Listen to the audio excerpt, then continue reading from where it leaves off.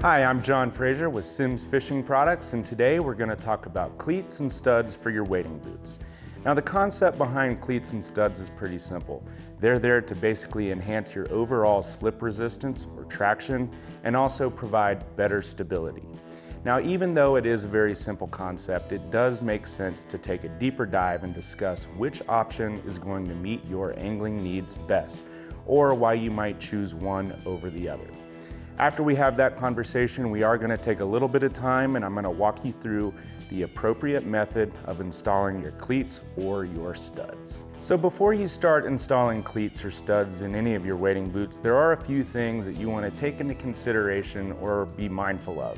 For example, you are not going to want to install cleats or studs in any wading boots that you plan on using inside of, say, a drift boat or a raft. You know, these things are made out of metal and they can do quite a bit of damage in pretty short order to what I would guess is either you or your buddy's most prized possession. For this reason, I actually have a dedicated pair of G3 guide boots with a Vibram outsole, no cleats, no studs. These are the boots that I use anytime I plan on fishing out of a boat. On the other hand, I have a secondary pair of G3 guide boots, again with a Vibram outsole, that I have installed a set of Alumabite cleats in. And as you might imagine, these are the boots that I use for all of my hike wade fishing. Another thing to keep in mind is anytime you're wearing a pair of boots with cleats or studs installed in them, you want to be a little cautious as to where you step in relation to your fly line. Again, these things are made out of metal and they can really tear up a fly line pretty quick. And we all know we like to keep our fly lines as clean and as slick as we possibly can for as long as we possibly can. And finally, it's ideal, whether your boots are new or used, that these boots have never had cleats or studs installed in them before.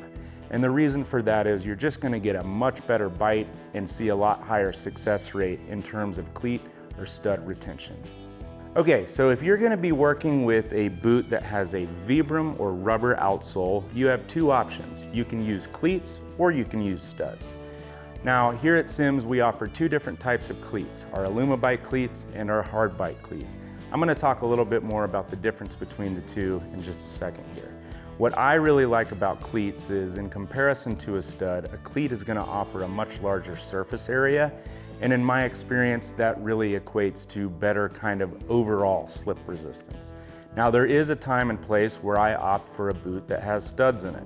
For example, if I know that I'm going to be walking over rocks that have really slippery moss or algae or slime, anything like that, I'm going to go with a boot with studs in it. And the reason for that is I really feel that the studs do a great job of kind of penetrating through whatever that slippery material is and then grabbing onto whatever the substrate beneath it is. Now, if you are working with a boot that has a felt outsole, you're going to be relegated to studs. It's important to call out here, we do make two different types of studs. We make one that's specific to rubber or Vibram and one that's specific to felt. So whatever type outsole you have, you want to make sure that you are using the stud that is specific to that outsole.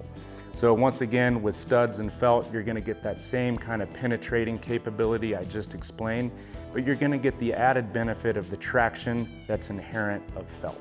Okay, so as I mentioned, here at Simms, we offer two different types of cleats. We have our Alumabite cleat and we have our hard bite cleat. So what's the difference? Well, for me, I tend to gravitate towards the Alumabite cleat, and that's because aluminum is a very soft metal, and in my experience, these cleats do a fantastic job of kind of bending and molding around anything they come into contact with. However, because they're soft, they do tend to wear down a little bit quicker. So if you're looking for something that's going to last a little bit longer, the hard bite cleat is a great option. It's got a carbide construction, it's super hard, really durable. I also like the fact that we have these really craggy kind of textured overlays on these cleats. So you're going to get the benefit of that larger surface area. These overlays really kind of act almost like a stud to penetrate through any kind of slippery material. So both are really great options. It's really going to depend on your personal preference. So before we start installing our cleats and our studs, let's talk about a few do's and don'ts that apply to both. First and foremost, we highly recommend that you do not use a drill or any other type of power tool to install your cleats or your studs. It does make the job go by quicker, however, you really run the risk of over tightening and therefore compromising the entire outsole of your boot. We recommend to use a screwdriver for your cleats and a hex head tool for your studs. Like I say, it does take a little bit longer, but you're gonna have a lot more success in terms of cleat and stud retention. So now let's kind of talk about what you're looking for as you're installing your cleats and your studs.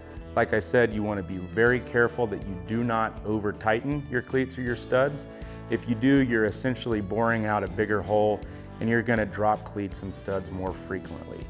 Now, on the other hand, you want to make sure that when you're tightening your cleats or your studs that you are getting them tight enough so that the screw itself reaches the retention plate, which is this orange band right here. The retention plate is a harder material that lives between the outsole and the midsole. And its sole purpose is so that that screw can really bite into it, and that's essentially what anchors your cleat or your stud in your boot. One of the most common questions we get regarding cleats is, how many cleats do I put in each boot? Really, that's going to be a personal preference question that you're going to answer for yourself. However, it's our recommendation that you go with a minimum of 4 cleats per boot. Another very common question that we get is, where do I put these cleats? Well, I'm going to grab this G3 guide boot right here. As you can see, it's got a Vibram outsole, and I'll show you kind of how I like to run my cleats. For me personally, I like 2 cleats on the exterior of my toes, 2 cleats on the exterior of my forefoot, and then I like 4 cleats that kind of surround my heel. If you have questions, and if you look very closely at this outsole, you're gonna see little flat areas. These are kind of meant to serve as a bit of a guide. They're indicator positions for your cleats.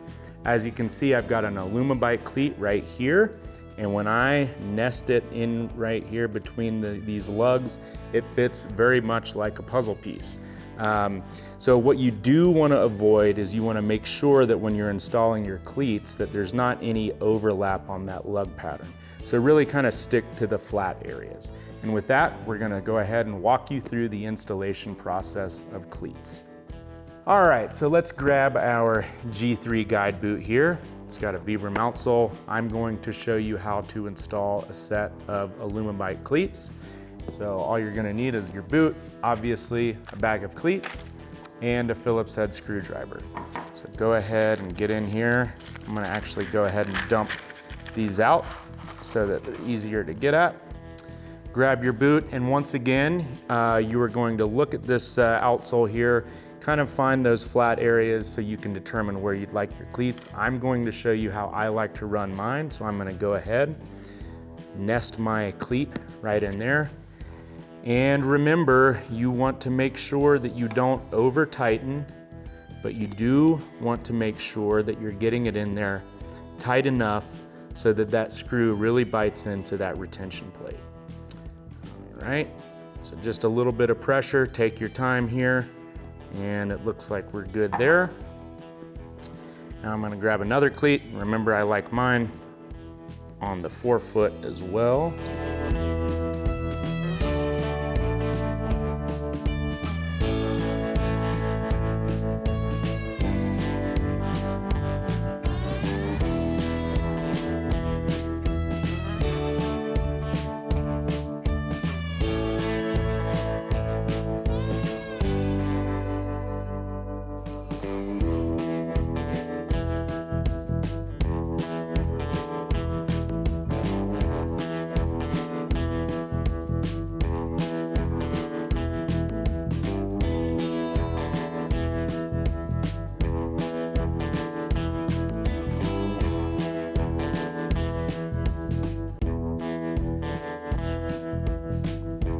All right, and there you have it. That's a very basic cleat pattern that you can try yourself, or again, you can kind of experiment, you can put more in.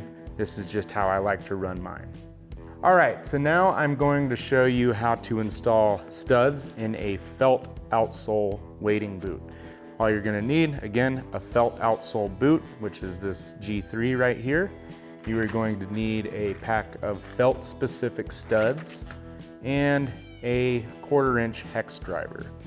So once again, very similar to cleats, you want to make sure that you're not going to over tighten, but you want to make sure that you're getting them in there tight enough so they bite into that retention plate. So I'm gonna go ahead and open my bag of studs up, dump them out so they're easier to get to. And similarly to the way I like to run my cleats, I like to run studs kind of around the perimeter and kind of fill in as I go. So I'm gonna go ahead and grab a stud. And like I said before, I really like some extra grip kind of around the exterior of my foot. So I'm gonna go ahead and start screwing this stud in. And really what I'm looking for when I'm installing studs in a felt outsole is I want the base of that stud to just come in contact with the surface of the felt, and then maybe I give it another quarter, maybe a half turn. You don't want to oversink these.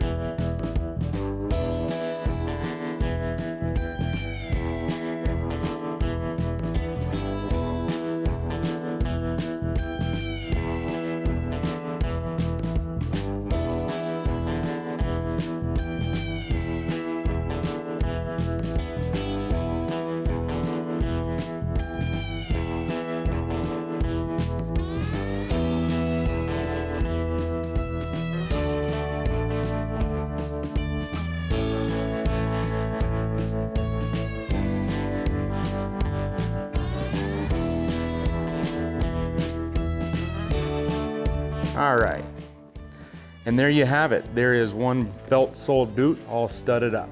All right, before we close this video out, we're gonna address one more common question, and that is, what do I do if I drop a cleat or a stud?